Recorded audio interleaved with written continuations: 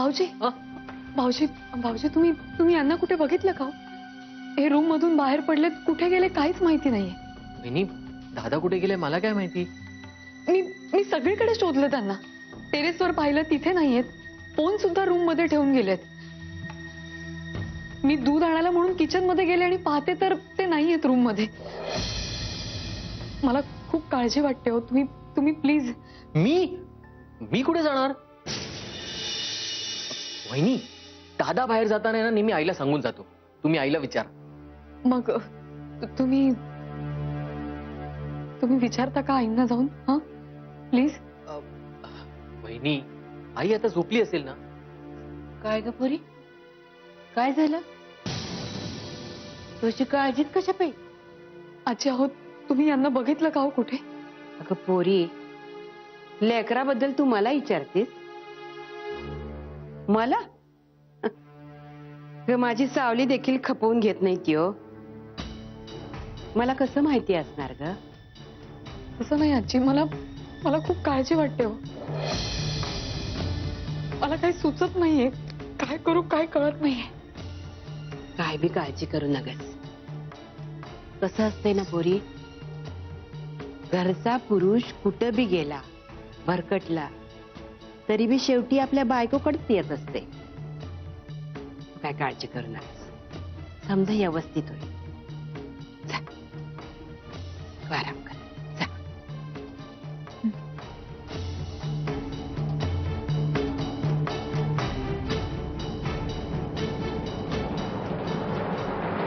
सत्यजित,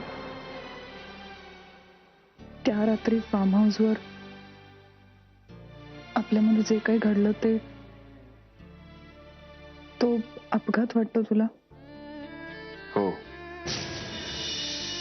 त्यावेळी तो अपघातच होता प्रिया. पण मग असा अपघात पुन्हा पुन्हा व्हावा असं मला वाटतं.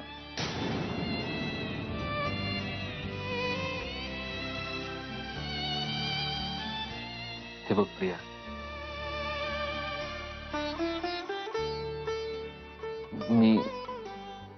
मी आजपर्यंत तुझ्याशी जे काही वागलो असेल, पण इथून पुढे तुझ्याशी फक्त खरं बोलायचं असं ठरवलंय मी.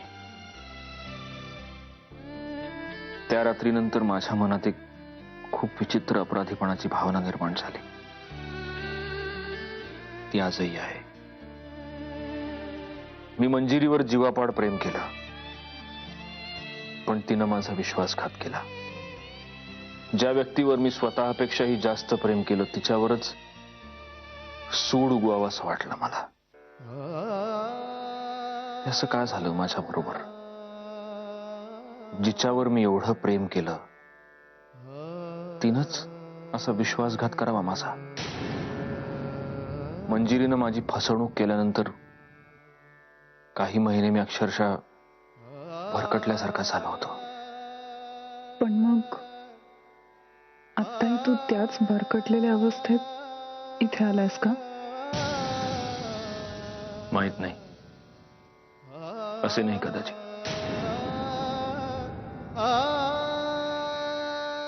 मी मंजिरीचं हरवलेलं प्रेम तुझ्यात शोधत होतो प्रिया. आणि आजही मी तेच शोधतोय.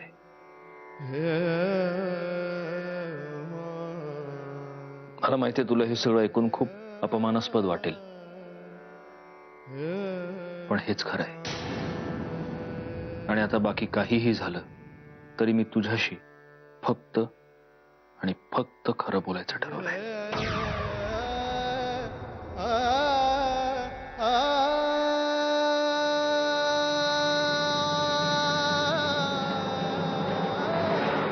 प्रिया,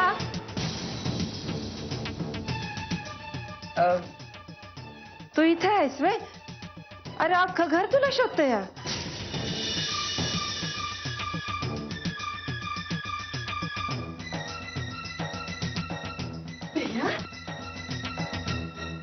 काय म्हणाला सत्यजित? सॉरी हा, ते काय म्हणतात ते डिस्टर्ब केलं ना तुम्ही तुला? आता तुमचं फिरमाचं बोलणं चालू होतं आणि मध्येच मी आलो. अजूनही मंजिरीबद्दलच बोलत होता. आता तो होता माझ्या बरोबर, माझ्यासोबत, पण त्याच्या मनात अजूनही तीच आहे. मंजिरी मंजिरी आणि फक्त मंजिरी.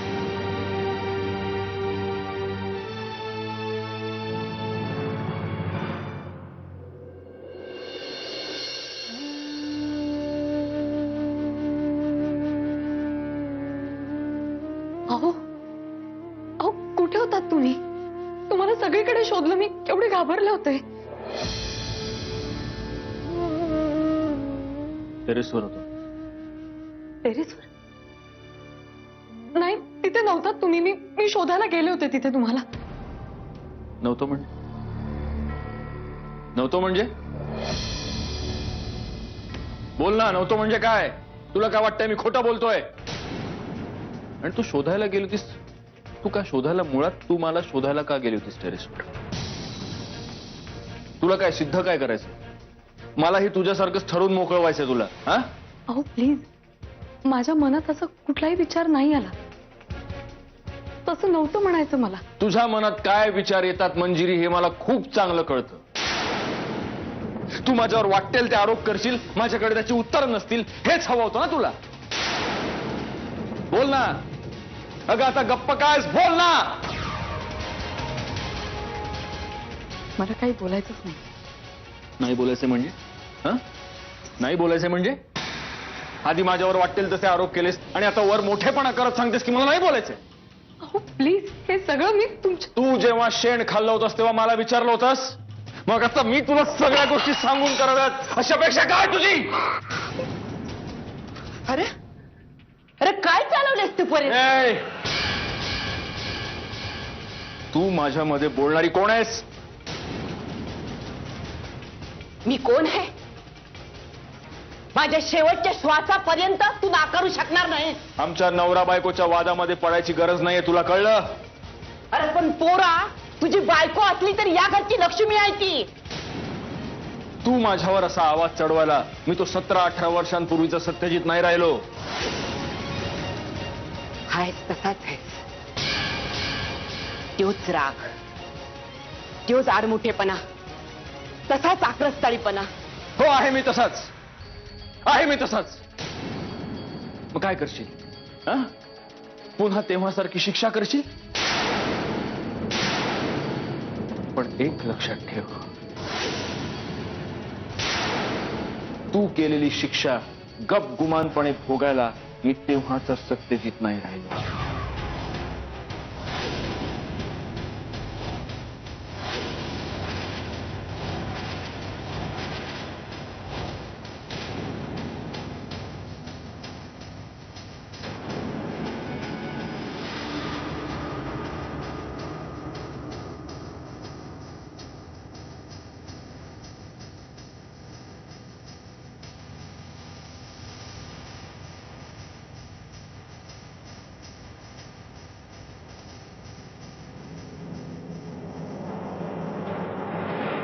नयन तुम्हारे दर्पण मेरा, चरण तुम्हारे मन अर्पण मेरा. अब तो दर्शन दे दो बाबा, अब तो दर्शन दे दो बाबा, दे दो बाबा तुम्हारी शरण में. तांबड़े बाबा कौन आला तुम्हारी शरण में. तांबड़े बाबा मेरे बाबा, तांबड़े बाबा तुम्हारी शरण में. तांबड़े. हॅलो, हॅलो, दादासाहेब आहेत का? मेरे बाबा.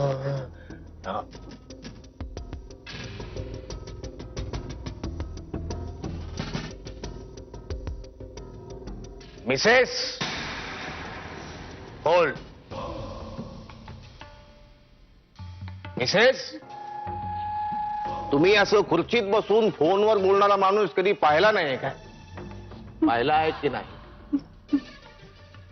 पाहिला आहे का नाही? परत बघायचं आहे.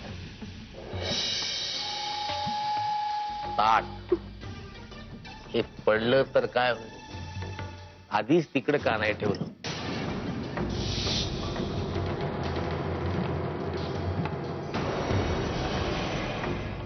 झूम बोला शूरवीर आशिष बोला. हा दादासाहेब, एक खूप महत्वाचं काम होतं म्हणून फोन केला होता तुम्हाला. बोल. मंजिरी म्हणजे सत्यजित मुधोळकरची बायको आणि माझी, तुम्हाला तर माहितच आहे. तर तिची एक मैत्रीण आहे श्वेता, इथे कोल्हापुरात. तर काय? नाही नाही दादासाहेब, तुम्हाला लक्षात येत नाहीये. तिच्याकडे एक सीडी आहे, म्हणजे एक व्हिडिओ सीडी आहे, आणि ती व्हिडिओ सीडी मंजिरीला निर्दोष सिद्ध करू शकते. मग दादासाहेब आहोत, ती सीडी म्हणजे मंजिरीला निर्दोष सिद्ध करण्याचा पुरावा आहे. दादासाहेब प्लीज जाऊ, मी तुमच्या पाया पडतो, पण काहीही करून ही सीडी आपल्याला मिळवायला हवी. कारण ही सीडी जर त्या सत्यजित मुधोळकरकडे पोहोचली ना तर आग लागेल, आणि त्या आगीची झळ मला बसेलच, पण ती झळ तुमच्यापर्यंत सुद्धा पोहोचेल. ए शूरवीर आशिष, मला काय झळवेळ बसत नाही. हे असे 100 मुधोळकर गिळेन मी, पण देणार नाही. आता तू तांबडे बाबाचा भक्त आहेस म्हणून तुझं काम करतो मी. त्या मुलीचं नाव गाव पत्ता मराठीत लिहून मला पाठव, म्हणजे मिस्टेक होणार नाही. धन्यवाद दादासाहेब. मला माहित होतं की तुम्हीच यातून काहीतरी मार्ग काढू शकाल. खरंच धन्यवाद. ए ठेव नको. आत्ताच्या आत्ता बाजारात जायचं, एक नवी कोरी दुरेगी वही विकत घ्यायची. त्या नव्या वहीचा वास घेण्यात वेळ घालवायचा नाही. त्या वहीमध्ये जय तांबडे बाबा, जय तांबडे बाबा, जय तांबडे बाबा असं 1111 वेळा लिहायचं. हो, सकाळी ती वही आणून मला दाखवायची, मी बघेन, मग ठरवेन तुझं काम करायचं की नाही. लगेच ठेवणार का आता? जय तांबडे बाबा. दादासाहेब जय तांबडे बाबा. अरे बापरे, आता काळोखात कसं काय लिहिणार तांबडे बाबांचं नाव?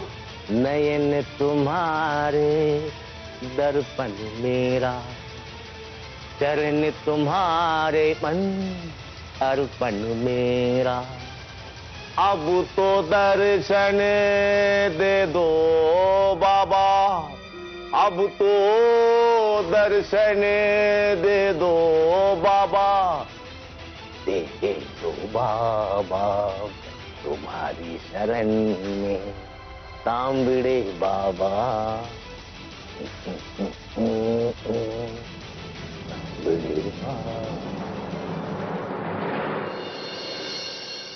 तू माझ्यावर असा आवाज चढवायला मी तो 17-18 वर्षांपूर्वीचा सत्यजित नाही राहिलो. तू केलेली शिक्षा गप गुमानपणे भोगायला मी तेव्हाचा सत्यजित नाही राहिलो.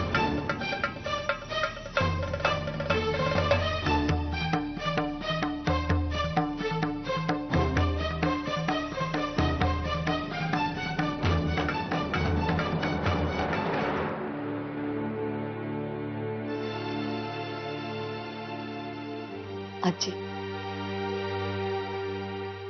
आजी नका एवढा त्रास करून घेऊ.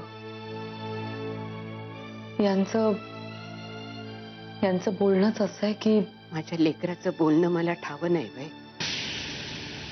नाही तसं नाही, पण हे आज बोलतील उद्या विसरूनही जातील म्हणून म्हणते. माझं लेकरू विसरणाऱ्यातलं नाही. तसं असतं तर येळ झाली नसती. आजी, आजी तुम्हीच मला म्हणता ना सगळं चांगलं होणार आहे, सगळं मळप दूर होणार आहे, आणि मग तुम्हीच अशा निराश होता. माझ्याशी तू असं वागलं म्हणून मला दुःख नाही आहे ग. पण तो आज जे काय वागतो त्याला मी जबाबदार आहे.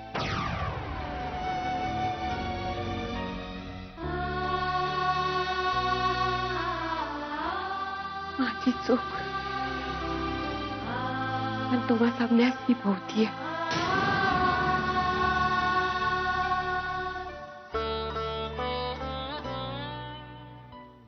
ती वेळच बेईमान होती.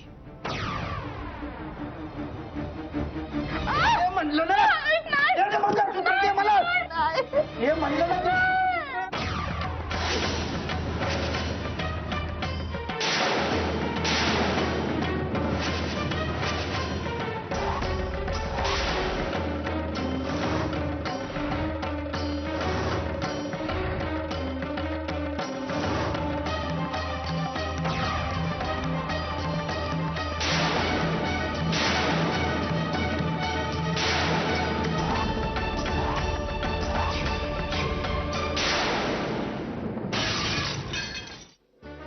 बघता बघता त्या लहानग्यानं आपल्या बापाच्या डोसक्यात बाटली फोडली. अनंताचंच रगात ते स्वतःच्या आईशीचे हाल नाही बघिवले.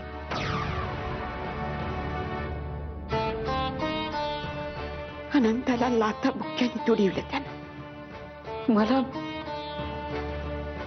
मला याबद्दल काहीच माहिती नव्हती आजी. कुणाची बी त्याच्या जवळ जाऊन त्याला अडवण्याची हिंमत नाही झाली बघ. मग त्याचा दिवस मारायचा थांबला. त्यानंतर समद्यानी अनंताला हॉस्पिटलमध्ये न्याला. त्या लेकराच्या मनातला तो स्फोट बघून मी हात धरले. हादरले मी. त्याचा ज्वालामुखी होण्याच्या आत काहीतरी निर्णय घेणं भाग होतं मला. आणि म्हणून मी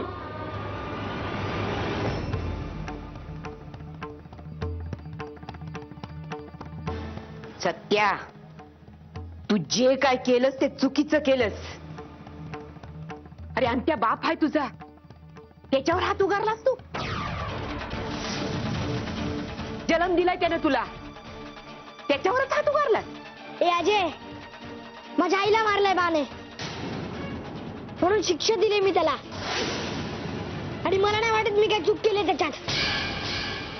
आणि परत जर का त्याने माझ्या आईला हात लावला, सांगून ठेवतो जीव घेईन मी त्याचा.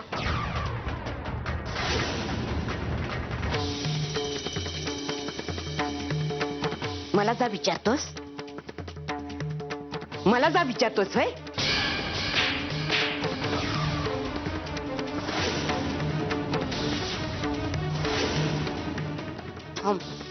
तुला कोंडूनच ठेवते मी. चल चल आत चल, तुला डांबून ठेवते. चल चल ये.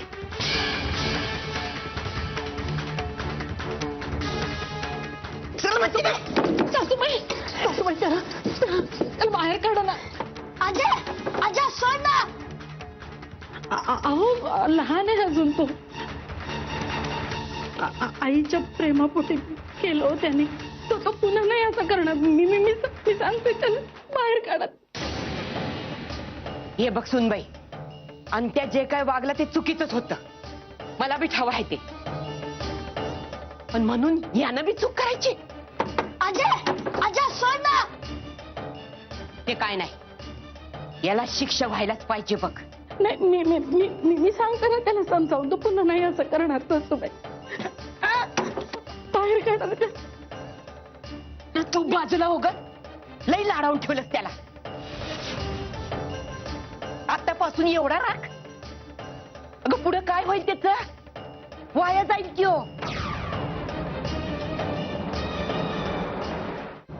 मग मी ठेवलं त्याला रातभर कपाटात. सकाळी वाटलं लेकरू झोपलं असेल आतमध्ये, म्हणून कपाटाचा दरवाजा उघडला तर लेकरू टक्क जाग.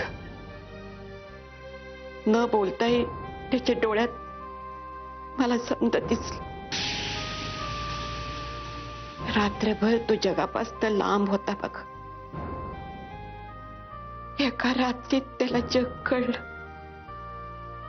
आणि त्या रात्रीनं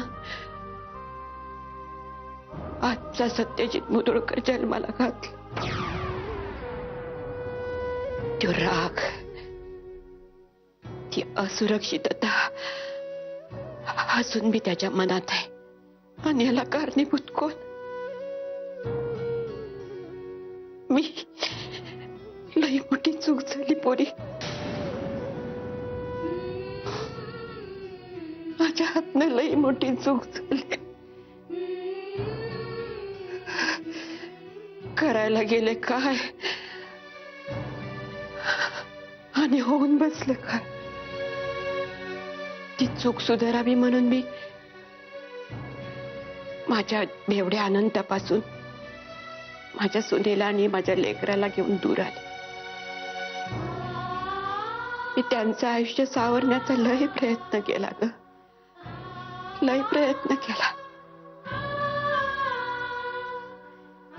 पण यशस्वी नाही झाले. माझ्या लेकराचा माझ्यावरचा राग काय कमी झाला नाही.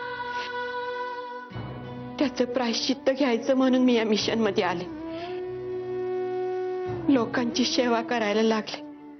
माझं दुःख, माझं दुःख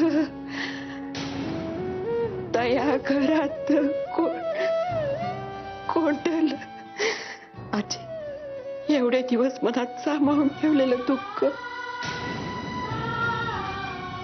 आज बाहेर आलं बघ पोरी. माझ्या लेकराच्या या वागण्याला मीच जबाबदार आहे. मीच जबाबदार. मला माफ कर पोरी.